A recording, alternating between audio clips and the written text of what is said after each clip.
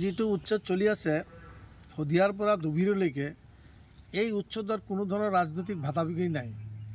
এইটো চৰকাৰে যেনেকৈ ইচ্ছা কৰিছে তেনেকৈ হৈ আছে।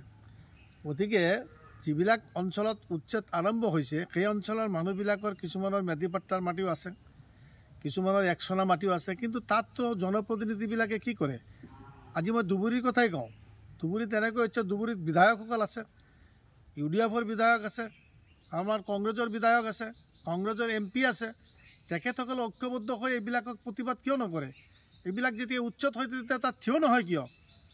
যোৱা নিৰ্বাচনতো ৰকিবুল হুছেইনে কৈছিল ধুবুৰীৰ ডাঙৰ ডাঙৰ মিটিঙত যে 50টা হিমন্ত বিশ্ব শৰ্মা আহিলে মই মানে ভয় নকৰোঁ। তেনেহ'লে আজি তেখেতে এই গভৰ্ণমেণ্টৰ লগত যোগাযোগ নকৰে কিয়? গভৰ্ণমেণ্টৰ লগত বহক আৰু এই উচ্ছেদ হোৱাৰ আগতে মানুহৰ বিকল্প ৰাস্তা কৰক। মানুহবিলাক ক'ত থাকিব?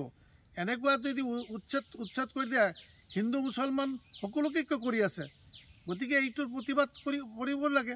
কিন্তু আমাৰ UDFৰ বিধায়ক আছে, কংগ্ৰেছৰ বিধায়ক আছে, MP আছে। এতিয়া এজনী MP, আমাৰতো হয়তো নগাঁও পাৰ্লামেণ্টতো MPটো মুছলমান হ'ব লাগিছিল, কিন্তু কংগ্ৰেছতো কোনোদিন টিকেট নিদিব, BJPয়েও নিদিব।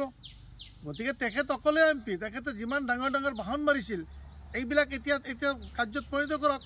উচ্ছেদ এলেকাত যেতিয়া উচ্ছেদ হয়, ডেট ফিক্স কৰে, তাৰ আগত হয় গভৰ্ণমেণ্টৰ লগতো যোগাযোগ কৰক। যেনে এইবিলাক মানুহৰ বিকল্প এৰেঞ্জ নকৰি, বিকল্প ব্যৱস্থা নকৰি এইবিলাক মানুহক উচ্ছেদ কৰিব নোৱাৰে। নহ'লে এটা আন্দোলনতো ঘূৰি উঠা নাই।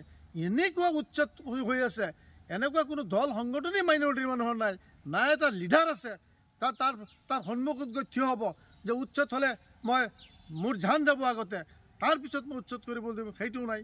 গতিকে মই অসমৰ সকলো জনগোষ্ঠীক ইৰিছপেক্টিভ অফ কাষ্ট এণ্ড কমিউনিটি মই অনুৰোধ জনাম যে উচ্ছেদ হ'ব লাগে, হ'ব চৰকাৰী লেণ্ডৰ পৰা, কিন্তু এই মাটিবিলাক কাক দিবলৈ উচ্ছেদ কৰি আছে, কি কৰি আছে, সেইবিলাকো প্ৰশ্ন উত্থাপন কৰিব লাগে।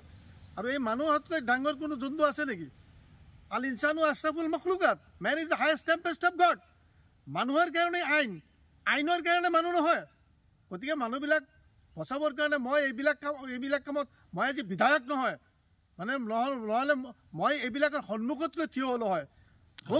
আপুনি যদি ৰাইজৰ প্ৰতিনিধি বা বিধায়ক হ'লেহেঁতেন আপুনি কি কৰিলে? মই উচ্ছেদিত এলেকাত গ'লো হয়, মই গভৰ্ণমেণ্টৰ লগত যোগাযোগ কৰি হয়, গভৰ্ণমেণ্টক যিকোনো উপায়ে মই বুজালো হয় যে সেই মানুহখিনিক আপুনি উচ্ছেদ কৰাৰ আগতে এটা বিকল্প ব্যৱস্থা কৰি দিয়ক। নহ'লে আপুনি উচ্ছেদ কৰিবলৈ গ'ল আৰু ইমান উচ্ছেদ হৈ আছে। চাওকচোন, মানুহ এটা মৰিছে নেকি আজিলৈকে? নমৰে। মানুহটো এটা মৰা নাই, খালি গৰু খুটিত এটা মাৰিছিল।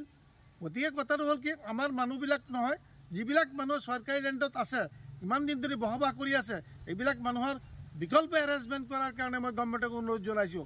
আৰু এনেকুৱা উচ্ছেদৰ ৰিজাল্ট কিন্তু ভাল নহ'ব। এইবিলাক মাটি কাক দিয়া হ'ব?